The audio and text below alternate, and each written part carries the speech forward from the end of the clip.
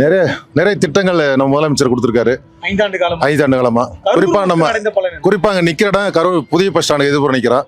அது புதிய bus stand கொடுத்தது தளபதி அமைச்சர் கொடுத்திருக்காரு. செந்தில் பாலாஜி கொண்டு வந்து எந்த அளவுக்கு பயனுள்ளதா இருக்கு?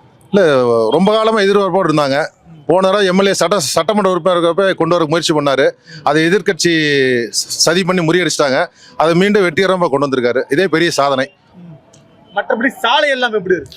சாலை மண் சாலை இல்லாத ஒரு தொகுதியா மாத்திருக்காரு. கரூர் 4 தொகுதியும் மண் சாலை எங்குமே கிடையாது. அனைத்து சாலையுமே தார் சாலையை அதுக்கிருக்காரு. சிமெண்ட் ரோடு எல்லாம் அனைத்து வசதி செஞ்சு கொடுத்துருக்காரு. இதற்கு முன்னாடி மண் சாலையா இருந்ததா? கண்டிப்பா. இதற்கு முன்னாடி போன 5 ஆண்டு காலத்துல மண் சாலை இருந்தது பூரா இந்த 5 ஆண்டு காலத்துல பூரா தார் சாலையை மாத்திருக்காரு. மற்றபடி பேருந்து வசதி எல்லாம் எப்படி இருக்கு? தண்ணீர் வசதி எப்படி இருக்கு? எல்லாமே நல்லா இருக்கு. எல்லாமே கூட்டு குடிநீர் எல்லாமே செஞ்சு கொடுத்துருக்காரு. பேருந்து வசதி அருமையா இருக்கு. கூட்டு குடிநீர் என்ன பண்ணி கொடுத்துருக்காரு? பல கோடி ரூபாயில ஒதுக்கி காவிரி ஆத்துல இருந்து ஸ்கீம் கொண்டு வந்து கூட்டு குடிநீர் கொடுத்துருக்காரு. எல்லா ஒன்றியத்துக்கு கொடுத்துருக்காரு. கரூர் மாநகராட்சி செஞ்சு கொடுத்துருக்காரு. எப்படி இருக்கு வெற்றி வாய்ப்பு? இந்த முறை திமுகவுக்கு அமோக வெற்றி பெறுங்க.